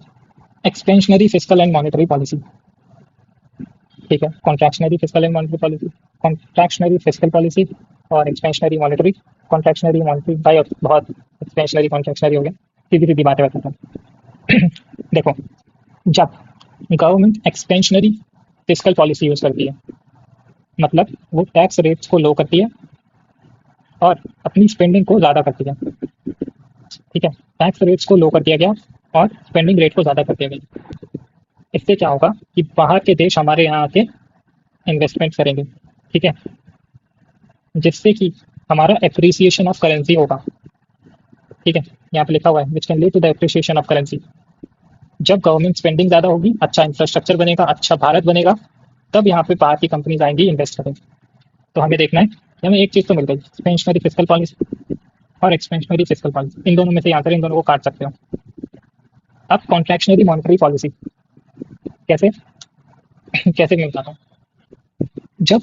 जब आरबीआई मार्केट से पैसे को साथ कर लेगी, लोगों के पास पैसा कम होगा, इन्फ्लेशन कम होगा, और जब इन्फ्लेशन कम होता है तो एप्रिसिएशन ऑफ करेंसी होता है। This is also fine. तो answer is contractionary monetary policy and expansionary fiscal policy. Fine. अब the contraction of private investment spending due to the deficit spending by the government is called. जब government के कम खर्चे करने की वजह से, मैंने अभी यही चीज ऊपर समझाई, जब गवर्नमेंट कम खर्चा करेगी तो अच्छा इंफ्रास्ट्रक्चर नहीं बनेगा और प्राइवेट कंपनीज है वो कम इन्वेस्ट करेंगी। तो यही क्वेश्चन है, the contraction of private investment spending, contraction मतलब कम होना, ड्यू टू डेफिसिट स्पेंडिंग, कम spending by the government is called, इसको बोलते हैं हम क्राउडिंग आउट। गवर्नमेंट के एक्शन की वजह से, गवर्नमेंट के इन एक्शन की वजह से प्राइवेट इन्वेस्टमेंट्स नहीं आए, उसको बोलते हैं प्राइवेट सेक्टर क्राउड आउट कर गया। ठीक है, अब एक क्राउडिंग इन आता है, वो अगले पेपर में पूछ रखा है इन्होंने, तो वहां पे बताता हूँ। जब, यहीं पे सुन लो, जब गवर्नमेंट के एक्शंस की वजह से जो प्राइवेट सेक्टर है वो भी अपना इन्वेस्टमेंट करे, उसको बोलते हैं क्राउडिंग इन। ठीक है, गवर्नमेंट ने अच्छे रोड्स बना दिया, अच्छा इंफ्रास्ट्रक्चर बना दिया, बाहर के देश आए, उन्होंने अपनी फैक्ट्री सेटअप कर दी, प्राइवेट इन्वेस्टमेंट ने कर दी, उसको बोलते हैं गवर्नमेंट की वजह से प्राइवेट सेक्टर ने इन किया, उसको बोलेंगे क्राउडिंग इन। ठीक है, the competition poverty in terms of monthly per capita consumption based on mixed reference period. मैंने ऊपर बताया मिक्स्ड रेफरेंस पीरियड किसने स्टार्ट किया, इन तीनों में से, चारों में से। You will tell me, I will not tell you in the comments. National skill development mission, कोई भी मिशन है उसका क्या क्या हो सकता है, मतलब इस ऐसे जब भी क्वेश्चन आ जाए ना, उसका सब मिशन और उसका मिशन क्या हो सकता है, go and think very broad. Institutional training, skill development mission है, ट्रेनिंग तो देनी पड़ेगी। ओवरसीज एम्प्लॉयमेंट, एम्प्लॉयमेंट दिलाएंगे, जब नेशनल लेवल का स्किल डेवलपमेंट मिशन है तो ओवरसीज एम्प्लॉयमेंट कुछ तो ऐसा सोच रखा होगा गवर्नमेंट ने। ठीक है, third, leveraging of basic infrastructure, sorry public infrastructure, this is also like very important. हर जगह पे streets are connected to wifi और हर जगह पे कंप्यूटर सेंटर्स हैं, जो जन सेवा केंद्र सब जगह पे हो। Leveraging the public infrastructure can also be the part of national mission. Answer is 1 2 3। मैंने नहीं पढ़ा होगा पर स्टिल आई विल मार्क 1 2 3। ऐसे क्वेश्चंस में रिस्क लेना कभी कभी अच्छा साबित होता है और कभी कभी नहीं होता है, but on average you will be at the positive side. Now which of the following strategies पोषण अभियान के अंदर क्या क्या आता है। Again a very typical question, I would say बहुत फैक्ट्स के ऊपर बात की गई है, पर ठीक है।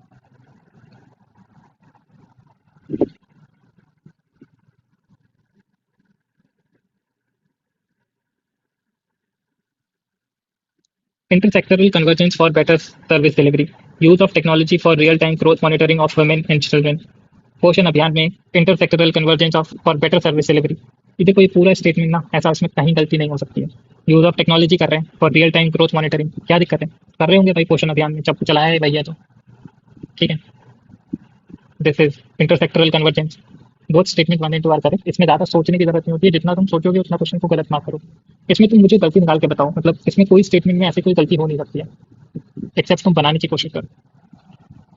ठीक है, which one of the following measure that can be use by the government for combating inflation. Inflation को कम करना है। देखो, इन्फ्लेशन से बहुत क्वेश्चन आ रहे हैं, आ चुके हैं पहले भी, तो you have to be very clear about inflation. Inflation कैसे काम करता है, इन्फ्लेशन को कंट्रोल कैसे कर सकते हैं। एक ऑप्शन देखो, बाकी तीन ऑप्शन सेम लगेंगे। Increase in the non planned expenditure, देखो इन्फ्लेशन कैसे कम होगा, जब लोगों से पैसा ले लिया जाएगा। एक ही तरीका है पूरे ऑप्शंस में जिससे लोगों से पैसा आएगा, दैट इज इंक्रीज करना रेट ऑफ इंटरेस्ट। जब रेट ऑफ इंटरेस्ट इंक्रीज होगा सेविंग और फिक्स डिपॉजिट्स पे, तब लोग जाके अपना पैसा बैंक में देंगे, ठीक है। तब जाके लोग अपना पैसा बैंक में देंगे, अदरवाइज वो खर्च करते रहेंगे मार्केट में। तो this is the only way how the government can suck the liquidity from the market. Reduction करेंगे कैश रिजर्व रेशियो में। मान लो बैंक्स जो होल्ड करते हैं सीआरआर, उसमें अगर कम कर दिया जाए, उसमें अगर रिडक्शन किया जाए, तो banks can give more loan to the people, क्योंकि उन्हें और कम पैसा रिजर्व में रखना है अब तो वो जो ज्यादा पैसा उनके पास होगा उसको वो लोगों को देंगे, और लोगों के पास जाएगा तो इन्फ्लेशन होता है। जब पैसा लोगों के हाथ में है तो इन्फ्लेशन होता है। Fine. Sustain decrease in the general price level is called. Price level की बात होगी, इन्फ्लेशन और डिफ्लेशन आएगा तुम्हारे दिमाग में, ठीक है। अभी यहाँ पे डिक्रीज बोला गया है प्राइस लेवल में, इसका आंसर डिफ्लेशन। अगर यहाँ पे इंक्रीज बोला जाता, sustained increase in the price level, उसको बोलते हैं इन्फ्लेशन, ठीक है। उसके बाद ये स्टैगफ्लेशन क्या चीज़ है, जब ग्रोथ धीमी हो जाए, स्लो ग्रोथ हो जाए, और रिसेशन की मतलब लोगों के पास जॉब ना हो, उसको बोलते हैं हम स्टैगफ्लेशन। रिसेशन मतलब नौकरियां जाना, और स्लो ग्रोथ मतलब almost zero growth. Devaluation is a all time different topic, तो उसको यहाँ पे कंसिडर ही नहीं करते। Answer is a. Multi dimensional poverty index में कौन सा इंडिकेटर ऐड किया जाता है हमारे यहाँ नेशनल वाले में, इसको बनाता कौन है, नीति आयोग, ठीक है। ईयर्स ऑफ स्कूलिंग इसको ऐड किया जाता है, इसका पीडीएफ मतलब इसको मैंने बहुत डिटेल में पढ़ाया हुआ है, वहाँ से देख लेना। मैंने multi dimensional poverty index UN वाला भी पढ़ाया हुआ है वहाँ। Unemployment that occurs due to the change in the technology. देखो फ्रिक्शनल अनएम्प्लॉयमेंट क्या होगा, स्ट्रक्चरल क्या होगा, साइक्लिकल क्या होगा, और डिस्गाइज क्या होगा। डिस्गाइज मतलब एन नंबर ऑफ लोग, मान लो ये काम करने के लिए 10 लोगों की जरूरत है और यहाँ पे लगे हुए हैं 50, तो यहाँ से जो आउटपुट आने वाला है उसमें कोई इंक्रीज नहीं हो जाएगा, ठीक है। ये जो 40 पीपल है ना यहाँ पे, ये अपनी ऐसी तैसी करा रहे हैं, फालतू में लगे हुए हैं, इनका कोई आउटकम नहीं है, क्योंकि इस जो फील्ड है ना, ये हमें बस 10% का ही आउटकम दे सकती है। वो 10% का 10 लोगों से ही दे देगी, पर इसमें 40 लोग एक्स्ट्रा बैठे हुए हैं, तो that is what we call is disguise unemployment. एक सेक्टर में बहुत लोग लगे हुए हैं जबकि उनका कोई काम भी नहीं है। साइक्लिकल एम्प्लॉयमेंट मतलब जो एग्रीकल्चर से रिलेटेड है। मान लो कोई इंसान है जो 6 महीने तक खेती करता है, उसके बाद 6 महीने उसका खेत ऐसे ही बंजर पड़ा रहता है, तो उसके बीच का जो ये टाइम है ना, वो साइक्लिकल अनएम्प्लॉयमेंट बोलते हैं, तब तक उसके पास कोई जॉब नहीं होती है, ठीक है। फ्रिक्शनल अनएम्प्लॉयमेंट, आप कोई जॉब कर रहे हैं, आपने वो जॉब छोड़ दी, जब आप दूसरी जॉब के लिए ट्राई कर रहे हैं, आपको मिल नहीं रही है, आप उस टाइम पीरियड में जो टाइम ट्राई कर रहे हैं उसको बोलते हैं फ्रिक्शनल अनएम्प्लॉयमेंट। स्ट्रक्चरल अनएम्प्लॉयमेंट उसको बोलते हैं, मान लो आपको कोई जॉब करने के लिए एक स्किल सेट चाहिए, मान लो आपको ऑपरेटर बन रहा है, तो उसके लिए इंजीनियरिंग करी होनी चाहिए, तो ये इंजीनियरिंग है इज द टेक्नोलॉजी और डिमांड फॉर दैट जॉब। यहाँ पे सेम चीज़ बोली गई है, अनएम्प्लॉयमेंट जो टेक्नोलॉजी और डिमांड फॉर पर्टिकुलर प्रोडक्ट को मैच नहीं कर पा रही है, तो उसको बोलते हैं structural unemployment. Which of the following is the objectives of प्रधानमंत्री स्वास्थ्य सुरक्षा योजना। ऐसी कोई भी योजना आती है, पहली बात तो ब्रॉड माइंड से सोचना स्टार्ट करो, देखते हैं कि दिक्कत क्या हो सकती है। इस पूरे स्टेटमेंट में हम सोचेंगे क्या गलती हो सकती है। Correlating regional imbalances in the availability of tertiary health care services, ठीक है। जनरल स्टेटमेंट, कोरिलेट कर रहे हैं, इस योजना का कुछ तो काम होगा, वो कोरिलेट कर रहे हैं रीजनल इम्बैलेंसेज को, सॉरी करेक्ट कर रहे हैं रीजनल इम्बैलेंसेज को, availability of tertiary health care services. I would consider this statement right, क्योंकि इस स्टेटमेंट का इससे कुछ नाता है। स्वास्थ्य योजना, टर्शरी सेक्टर ही हमारा सबसे खराब है, तो उसी को देखने के लिए कर रहे होंगे, फाइन। पहला स्टेटमेंट सही है, मेरे लिए सही है। Providing universal access to the public health care services and universal immunisation. पहली बात, अगर तुम्हें थोड़ी भी नॉलेज होगी तो इम्यूनाइजेशन के लिए एक इंद्रधनुष करके स्कीम चल रही है, यूनिवर्सल इम्यूनाइजेशन के लिए, तो ये इसके अंदर फिर से क्यों डालेंगे, अगर तुमने थोड़ा सा भी दिमाग लगा लिया। और ये जो यूनिवर्सल एक्सेस है ना, ये बहुत वेग टर्म है। I would not consider this statement as correct. अब देखते हैं मेरे पास ऑप्शन क्या क्या है, ये गया, ये गया, 1 and 3। पहला स्टेटमेंट सही है, मैंने निकाल चुका है। Augmenting facilities for quality medical education in the country, स्वास्थ्य से रिलेटेड कुछ योजनाएं ऑगमेंट कर रहे हैं medical education facilities in the country. I would mark this correct 1 and 3। अगर तुम मतलब क्या सोच के इसको गलत मार्क करोगे, उसकी रीजनिंग होनी चाहिए तुम्हारे पास, अगर तुम कुछ सोच रहे हो, क्योंकि मैंने ये कुछ सोच के गलत किया, क्योंकि इम्यूनाइजेशन प्रोग्राम इंद्रधनुष के अंदर चलता है, तो इसके अंदर क्यों नहीं डालेंगे, that is what I thought, that was my reasoning. और उस रीजनिंग के बेसिस पे मैंने इसको गलत किया, तो कुछ ना सोच के गलत किया। अगर तुम इसको गलत करते हो, तुम तुक्के में गलत करते हो, डिफरेंस है मेरा, तो डिफरेंस को समझ जाओगे उस दिन पेपर क्लियर होना स्टार्ट हो जाएगा। नाउ फाइन, इसका answer is 1 and 3। Now days NFTs क्या होते हैं? Digital assets on a blockchain. तो उस टाइम पे बहुत न्यूज़ में था, तब पूछ लिया होगा। सीपीएफ का क्वेश्चन है। ओके, सीपीएफ के भी क्वेश्चन आ चुके हैं शायद। बैड बैंक्स होती हैं an asset reconstruction company. Bad banks वो होते हैं, मान लो जो एसबीआई है, इसके पास कुछ ऐसे लोन्स होंगे जो रीपे ही नहीं हुए हैं। ठीक है, कोई रीपेमेंट ही नहीं हुआ है, जैसे विजय माल्या उनका पैसा लेके भाग गया। ठीक है, तो उसका जो लोन था उसका पेमेंट तो कुछ हुआ नहीं। तो अब ये एक बैड बैंक बनाया सरकार ने। ये जो एसबीआई है, ये अपना जो लोन है इनको ट्रांसफर कर देगा, और ये कैसे भी कैसे उसका मैक्सिमम वैल्यू निकालने का कोशिश करेंगे। मतलब ये जो विजय माल्या के जो इंडिया में एसेट्स हैं उनको बेच के कैसे भी करके उसको लाइक रीपेमेंट के लिए कोशिश करेंगे। ये एसेट रिकंस्ट्रक्शन कंपनी होती है। नॉन बैंकिंग फाइनेंशियल कंपनी क्या नहीं कर सकती है इंडिया में? डिमांड डिपॉजिट्स नहीं ले सकती हैं, तो मैंने बहुत अच्छे से बताया हुआ है।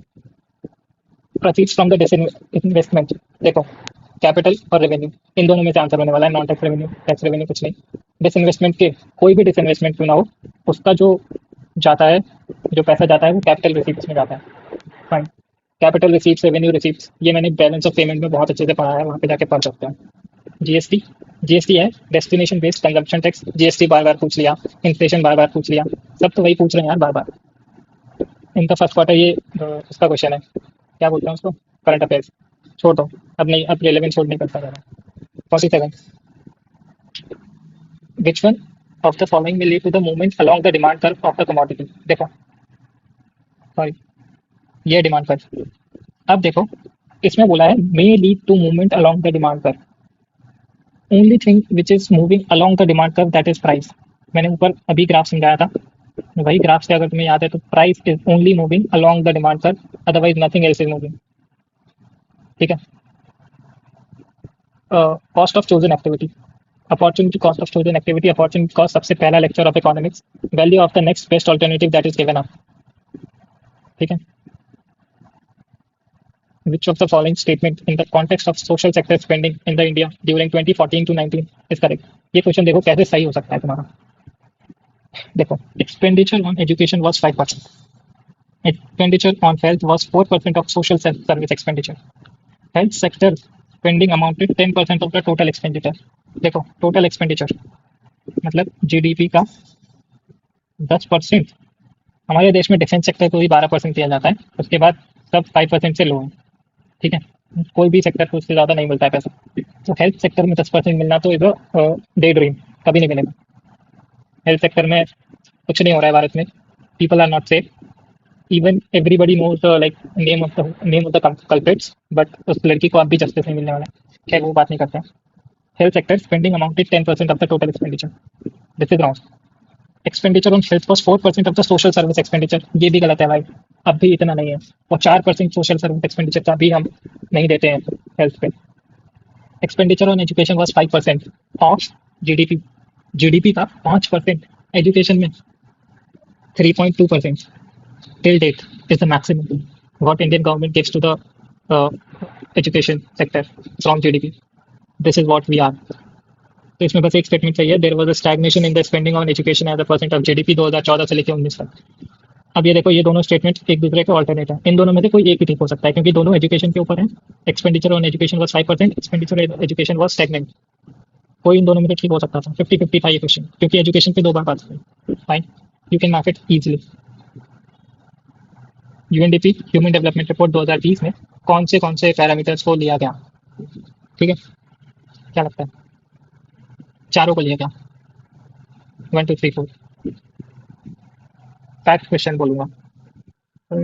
Yes, answer 1 2 3 4। Which one of the following is true for pure voluntary exchange between two parties A and B? देखो, प्योर वॉलेंटरी एक्सचेंज लिखा हुआ है। मेरी मर्जी है कि मैं ए, मान लो मैं ए पार्टी हूँ, तुम हो बी पार्टी, तुम्हारी पूरी मर्जी है तुम्हारे प्रोडक्ट के ऊपर, तुम्हें वो मुझे देना है कि नहीं देना है। तो जब तुम्हारा फायदा होगा तब तुम दोगे, और जब मेरा फायदा होगा तब तुम्हें मैं वो चीज़ दूंगा जो मेरे पास है।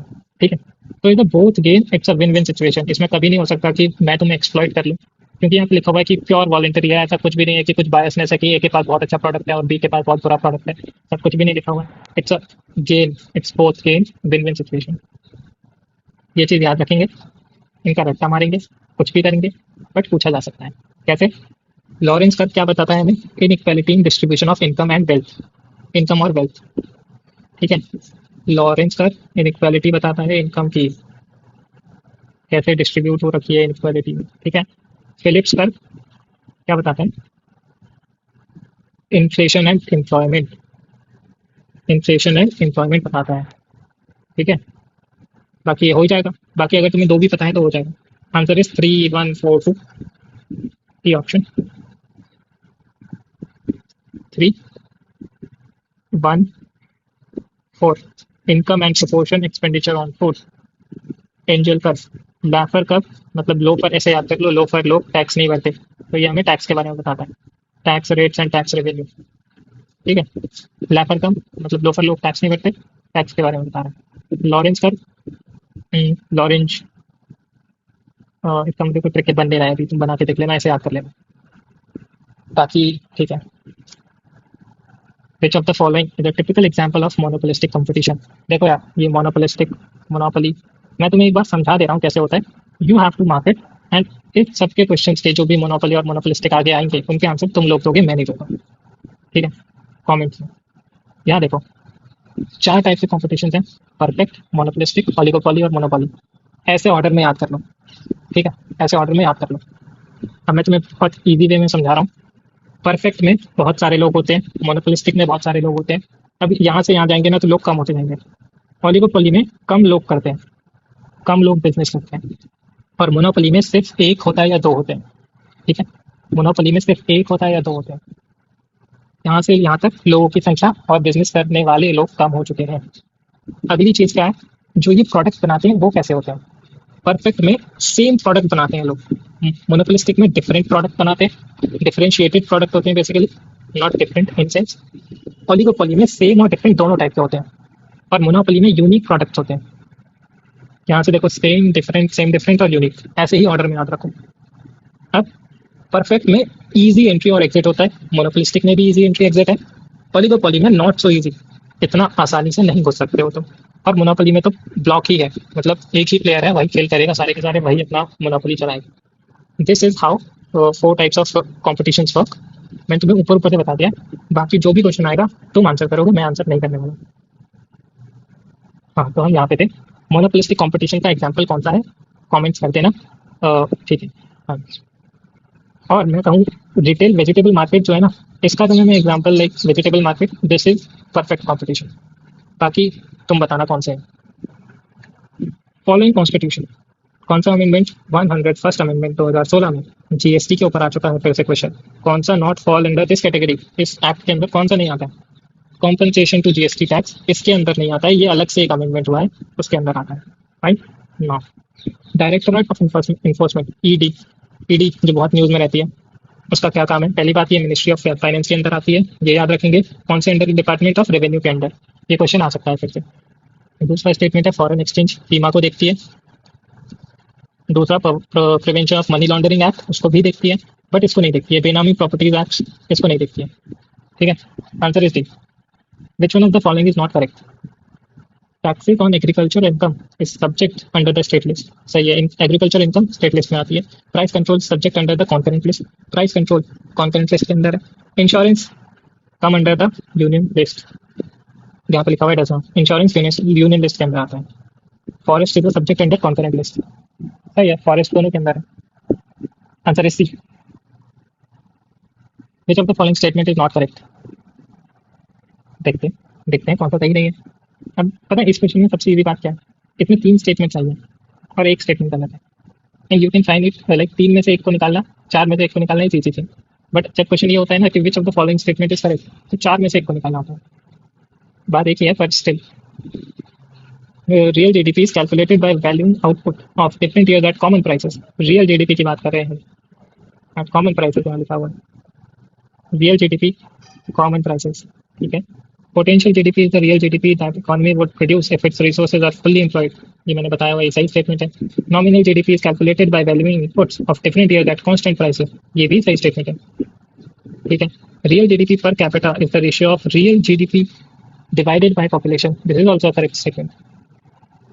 पर ये जो रियल जीडीपी है ये कॉमन प्राइसेस पे नहीं होती है, ठीक है, दिस इज रॉन्ग, इसको हटा दो।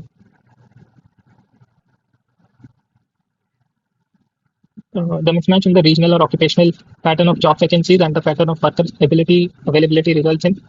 तुम बताओगे मैं नहीं बताऊंगी. Comments. In the situation in an economy which is growing slowly along the rapid inflation. देखो, situation in an economy which is growing slowly, economy slowly grow कर रही है with rapid inflation. अभी मैं बता के आया कि stagflation में ऐसा होता है, deflation में prices की बात होती है, stagflation में inflation की बात होती है. जब inflation भी हो और लो ये जो स्लो ग्रोथ भी हो, रिसेशन होता है जॉब ज़्यादा. और देखो इस क्वेश्चन को कैसे और सॉल्व किया जा सकता था. स्टैग्नेशन और स्टैग्फ्लेशन दो जहाँ पे मतलब ऐसे स्टैग स्टैग इन दोनों में से कोई आंसर होगा. ऐसे बहुत ऑप्शंस आते हैं जिनमें दो सिमिलर से नाम होते हैं. स्टैग स्टैग्नेशन मतलब होता है रुक जाना, और स्टैग्फ्लेशन का मतलब तुम्हें नहीं भी पता है तो माफी. स्टैग्नेशन का मतलब है रुक जाना, क्योंकि यहाँ पे रुक जाना तो नहीं लिखा है, स्लो ग्रोथ लिखा है, तो रुकती तो नहीं है, तो स्टैग्फ्लेशन हुआ आंसर. ये क्वेश्चन तुम बताओगे, क्राउडिंग इन वाला क्राउडिंग आउट वाला क्वेश्चन है. बताना, सोच के बताना कि ये समझ आया कि नहीं आया. द एफिक्स और affix that a borrower pledges in order to guarantee repayment of a loan is called collaterals. The percentage by which the money the borrower pays back exceeds the money that was borrowed is called bank rate, nominal interest rate, real interest rate, term of credit. Answer is nominal interest rate. पता नहीं क्यों question पूछा है, पर हो सकता है आ सकता है. ये वही पूछ रहा है कि जो बैंक आपसे इंटरेस्ट लेता है वो होता है नॉमिनल इंटरेस्ट रेट. फैक्ट है, याद कर लो, कुछ नहीं कर सकते. विच one of the following is not a function of money use for regulation consumption. ये कोई फंक्शन नहीं है, बाकी 3 फंक्शन एनसीईआरटी में लिखे हुए हैं, मेरे पहले लेक्चर में भी हैं, वो देख सकते हो. The situation where the equilibrium level of real GDP fall short of potential GDP is known as. देखो ये है पोटेंशियल. एक जीडीपी, एक कंट्री अपना कितना प्रोडक्शन कर सकती है मैक्सिमम, उसको बोलते हैं उसका पोटेंशियल जीडीपी, जब उसके सारे रिसोर्सेज काम कर रहे हैं. और ये आती है रियल जीडीपी, जो उसका प्रोडक्शन है अभी इस टाइम पे. ठीक है, ये होता है मैक्सिमम, पोटेंशियल वाला मैक्सिमम, और ये जो रियल है वो जो अभी इस टाइम पे है. तो ये जो इसके बीच के जो गैप को बोला जाता है recessionary gap. Answer is recessionary gap. Now coming to the main point again, primary और फिस्कल डेफिसिट का क्वेश्चन. मैंने एक स्टेटमेंट आपको याद कराया था. Total expenditure of government over its total receipt excluding borrowings is known as fiscal deficit. Primary deficits में हम क्या करते हैं, फिस्कल डेफिसिट्स में से इंटरेस्ट पेमेंट्स को नेगेटिव कर देते हैं, माइनस कर देते हैं. ठीक है, करंट और कैपिटल लेक्चर देखो तब ज़्यादा समझ आएगा. Exchange rate states that value of one currency in terms of other currency. Which one of the following statement is correct. ठीक है, फ्लोटिंग एक्सचेंज रेट में गवर्नमेंट कुछ नहीं करती है. स्टेटमेंट में लिखा हुआ है कि गवर्नमेंट इंटरफेयर करती है फ्लोटिंग एक्सचेंज रेट में, फ्लोटिंग में नहीं करती है. बट हाँ, फिक्स्ड रेट में करती है. फिक्स्ड रेट में क्या होता है कि गवर्नमेंट ही रेट डिसाइड करती है और उसको मेंटेन करती है. उसके लिए एप्रिसिएशन डिप्रिसिएशन गवर्नमेंट करती है, जो चाइना की गवर्नमेंट करती है. ठीक है, बट दे प्रिटेंड कि हमारी तो मार्केट इकोनॉमी है और मार्केट के जरिए ही प्राइसेस होते हैं, एक्सचेंज रेट डिफाइन होते हैं. ठीक है, answer is B, fix rate में करते हैं. अब देखो ये स्टेटमेंट याद कर लो. Under the Bretton Wood system the exchange rates are floated in terms of rise और fall in price of gold. ये गलत स्टेटमेंट है. ठीक है, under the classical gold standard exchange rates are fixed in terms of price of dollar. यहाँ पे fix लिखा है, यहाँ पे होता है फ्लोट, और यहाँ पे होता है फिक्स्ड. दोनों को इंटरचेंज कर दिए, बहुत करता है यूपीएससी ऐसा. विच one of the following is not correct about repo rate. Repo rate के लिए कौन सा सही नहीं है, अब देखते हैं. It is the interest charge by the central bank on overnight loan. ठीक है, होता है. It is the interest rate paid by the commercial banks to the on overnight borrowings. दोनों ही सही है, क्या दिक्कत है. मतलब एक ही चीज को दो बार ऐसे उल्टा करके लिखा हुआ है. उसमें बोल रहे हैं कि सेंट्रल बैंक जो रेट चार्ज करता है वो होता है, और इसमें लिखा हुआ है कि कमर्शियल बैंक्स जो रेट पे करते हैं वो होता है. कोई दिक्कत नहीं है. It is the interest rate agreed upon in the loan contract. ये कॉन्ट्रैक्ट कुछ नहीं होता है. इसमें कॉन्ट्रैक्ट इज लाइक कॉन्ट्रैक्ट्स में दोनों के टर्म्स होते हैं, पर इसमें ऐसा कुछ नहीं है. आरबीआई अपना रेट निकालता है जिसके जरिए लोग जो कमर्शियल बैंक्स होते हैं वो लोन्स लेते हैं. ये कॉन्ट्रैक्ट वगैरह कुछ नहीं होता. It is the cost of collateral security. ये भी सही है. जब आप रेपो रेट पे लोन लेते हैं ओवरनाइट में, तो आप एक सिक्योरिटी देते हैं, कॉस्ट ऑफ कोलेट्रल सिक्योरिटी. सही है, आंसर सी है. ये सही नहीं है इसके लिए. कैश रिजर्व रेशियो क्या होता है. कैश रिजर्व रेशियो मैं तुम्हें बता देता हूँ ऊपर ऊपर से. जब तुम लैंग्वेज पढ़ोगे ना तुम्हें और अच्छे से समझ आएगा, तो इसका आंसर भी तुम लोग ही दोगे. मैं तुम्हें बता देता हूँ क्या होता क्या है. जब बैंक्स, उनके पास जो भी डिपॉजिट्स नेट डिमांड और टाइम लाइबिलिटीज होती हैं, जो उनके पास लाइबिलिटीज होती हैं, लोगों का जो पैसा होता है, उसमें से कुछ पैसा होल्ड करना होता है अपने पास for the situation of bank run. ठीक है, for the situation of like bank run, ऐसा ना हो जाए इसके लिए उन्हें कुछ पैसा होल्ड करना होता है। उसके लिए is cash reserve ratio, the share of net demand in type liabilities that banks have to hold as liquid assets, the share of net demand in type liabilities that banks have to hold as a balance with the RBI. ठीक है, the share of net demand in type liabilities that banks have to hold as a part of their cash reserves, ratio of cash holding to reserves of bank। ठीक है, इन चारों में से सोच के बताना, क्योंकि सीआरआर मैंने बहुत डिटेल में बताया है कि कौन से 1949 के एक्ट में या फिर 1935 के एक्ट में। You have to do it, you will do it. In economics it's a diagram has a line passing through the origin. ऐसे जा रही है कोई लाइन, ठीक है, तो यहाँ पे जो वैल्यू एक्स की होगी वहीं पे वो वाई की होगी। Both variables are in the same unit 45 degree पे, क्योंकि वो लाइन जा रही है। फाइन, अपॉर्चुनिटी कॉस्ट का क्वेश्चन है। अपॉर्चुनिटी कॉस्ट का फॉर्मूला जो लोग मुझसे पढ़े हुए हैं उनको पता है। तो क्या होता है, अपॉर्चुनिटी कॉस्ट क्या होती है? Opportunity cost is next best alternative for gone. जो चीज़ आपने चूज की उसके चक्कर में जो दूसरी अच्छी चीज़ थी वो चली गई, उसका जो आपको प्रॉफिट मिलता है उसको बोलते हैं opportunity cost. And this is not the time कि मैं आपको अपॉर्चुनिटी कॉस्ट पढ़ाऊँ अच्छा से समझा के बिठा के। You have to do it on your own. ठीक है, match list one list two perfect monopoly, ये मैंने आपको पढ़ा दिया। You have to answer it now. Normally there will be not there will not be a shift in the demand curve when, there will not be a shift in the demand curve कब नहीं होगा? देखो ये है demand curve, there will be no shift in the demand curve when. अब इस question को थोड़ा सा लॉजिक से करते हैं। Consumers want to buy more at a given price at any given price. अगर लोग किसी भी प्राइस पे खरीद लेंगे तो डिमांड कर्व इज इंक्रीज और डिक्रीज वो होगा ही होगा। मान लो एक प्याज को अगर 100 रुपये भी खरीद लेंगे और 120 पे भी खरीद लेंगे तो demand curve will shift. Average income rises, income rise होगी तो लोग अच्छे गुड्स पे शिफ्ट करते हैं। जो इंफीरियर गुड्स यूज कर रहे होंगे वो अच्छे गुड्स यूज करेंगे। पॉपुलेशन ग्रो होगी तो डिमांड इंक्रीज होगी या डिक्रीज होगी। But price of a commodity falls, मान लेते हैं किसी कमोडिटी के प्राइस गिर भी गए तो ये कोई ज़रूरी नहीं है कि उसकी डिमांड इंक्रीज या डिक्रीज हो जाएगी। If you think it like price, कि अगर किसी भी चीज़ पे प्राइस, मान लो एक कार है लैम्बोर्गिनी, उस पर 1-2 लाख रुपए गिर भी गए तो ऐसा कोई ज़रूरी नहीं है कि उसकी डिमांड एकदम से बढ़ जाएगी। तो price of a commodity falls, ऐसा कोई ज़रूरी नहीं है कि डिमांड कर्व को हटाएगी या बढ़ाएगी या घटाएगी या घटाएगी। 35 market in which there are large number of firms homogeneous products बनाते हैं। You can answer it very well, तुम ही करो answer. Revenue sharing formulas in the 14th and 15th finance commission is, इससे सीएपीएफ में क्वेश्चन आया तो करेंगे। देखो ये 14th फाइनेंस कमीशन में 4 डेवोल्यूशन थे, 4 बेसिस पे स्टेट्स को पैसा दिया गया। 180th आर्टिकल में बताया गया कि फाइनेंस कमीशन बनेगा, फाइनेंस कमीशन किसको रिपोर्ट देगा? प्रेसिडेंट को रिपोर्ट देगा।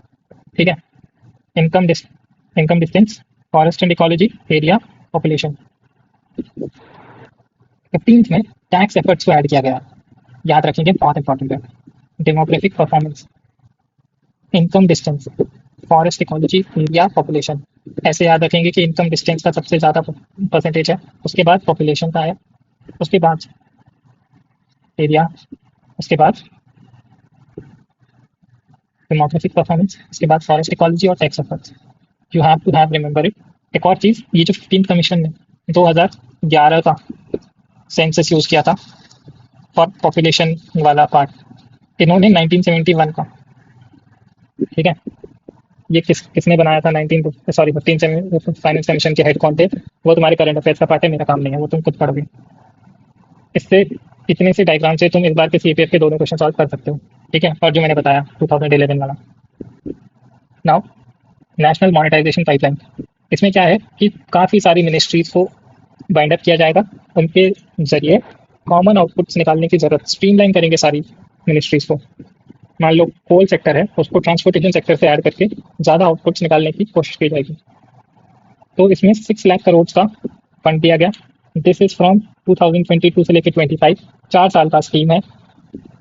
इसमें सबसे ज़्यादा पैसा रोड्स, उसके बाद रेलवेज, उसके बाद other pipelines and gas pipelines को मिला के 8% होता है। ये है ऑयल एंड गैस पाइपलाइंस का पूरा रेशियो इज 8%। उसके बाद पावर जनरेशन है। तो सीएपीएफ में इस बार इसी से एक क्वेश्चन था कि सबसे ज़्यादा रोड्स, रेलवेज और ऑयल एंड गैस पाइपलाइंस को दिया गया है। वो सही स्टेटमेंट है, वो सही है। और उसके बाद बोला गया है कि ये 4 ईयर्स में एक स्कीम आई है, वो ये भी सही है। अब इसका काम क्या है? इसमें ना एक चीज़ याद रखना, ब्राउन फील्ड एसेट लिए जाएंगे, ओनली ब्राउन फील्ड एसेट्स। इसमें मॉनेटरी राइट्स, सॉरी, जो ओनरशिप के जो राइट्स है ना वो गवर्नमेंट के पास ही रहेंगे, वो प्राइवेट कंपनीज को नहीं जाएंगे। इसमें होगा क्या कि प्राइवेट कंपनी से भी टाइप किया जाएगा और बेटर परफॉर्मेंस कॉन्ट्रैक्चुअल फ्रेमवर्क भी किया जाएगा। ठीक है, fine. Now national critical information infrastructure protection centre, इससे क्वेश्चन आया कि एट सॉरी कौन से कोर सेक्टर्स हैं इनके द्वारा जो बताए गए हैं। ठीक है, एक बार देख लेते हैं जो नेशनल क्रिटिकल इंफॉर्मेशन ने इंफ्रास्ट्रक्चर इंपॉर्टेंस बताया है, मतलब सेक्टर जो कि बहुत इंपॉर्टेंट है। उसमें एक आता है बैंकिंग फाइनेंस वाला, एक ट्रांसपोर्ट है, एक हेल्थ है, एक पावर एनर्जी है, एक स्पेस एंड स्ट्रैटेजिक पार्टनरशिप वाला एक है, और ये टेलीकॉम है। ये सारों को याद कर लेना। इनमें खाने पीने की चीज़ें नहीं है, एक बार ये याद रखना। इंडस्ट्री नहीं है, वो भी याद रखना, क्योंकि अभी क्वेश्चन था। एक और चीज़, अगर ये आया है तो ये भी क्वेश्चन आ सकता है कि ये कौन से एक्ट के अंदर बना था। ये आईटी एक्ट के अंदर बना है, इंफॉर्मेशन टेक्नोलॉजी एक्ट 2000 के अंदर। 2014 में फॉर्म हुई थी ये बॉडी, और थ्रू अ गैजेटेड नोटिफिकेशन। ठीक है, फाइन। किसका यूनिट है? एक एनटीआरओ का यूनिट है। नाउ दो सॉरी एक लास्ट इंपॉर्टेंट चीज, हेडलाइन इन्फ्लेशन। हमने कोर इन्फ्लेशन पढ़ी हुई है, सॉरी हमने इन्फ्लेशन पढ़ा हुआ है। हम जब सीपीआई निकालते हैं तो हम सब सारे प्रोडक्ट एक कुछ 648 प्रोडक्ट्स का एक बास्केट होता है, उसका पूरा निकालते हैं इन्फ्लेशन, जिसमें housing, transportation, medical, electronics, food, energy सब कुछ आता है। पर उसको हम बोलते हैं, जब हम सब चीज़ों का इकोनॉमी में इन्फ्लेशन निकालते हैं, उसको बोलते हैं हम हेडलाइन इन्फ्लेशन। हेडलाइन इन्फ्लेशन मतलब सब चीज़ों का इन्फ्लेशन निकालना। पर जब हम ये जो वॉलेटाइल कंपोनेंट्स हैं, फूड और एनर्जी, जिनके प्राइस घटते बढ़ते रहते हैं रोज रोज, उनका इन्फ्लेशन अगर हम ना निकालें, हेडलाइन में से उनको माइनस कर दिया जाए, तो कोर इन्फ्लेशन निकल के आता है, जिनके प्राइसेस बहुत रेयरली ऊपर नीचे होते हैं। ठीक है, तो ये चीज़ याद रखेंगे। कोर इन्फ्लेशन किससे आता है? Housing, transportation, medical, electronics. This is for the lectures. इसके आगे कोई लेक्चर नहीं है। और all the best for your CDS exam. मिलते हैं after CDS exam. You can join my Telegram channel, उसका इसका पीडीएफ में वहाँ से मिल जाएगा। और बाकी अच्छा करना एंड ट्राई टू इनकलकेट। मैंने ये पीडीएफ में ऐसा कुछ मार्क नहीं किया, क्योंकि I want you to mark these questions by yourself, and it's your moral responsibility कि जो क्वेश्चन मैंने बोले हैं, छोड़े हैं, उनको तुम करके आंसर्स दो। ठीक है, and thank you so much for watching this video, and जय हिंद।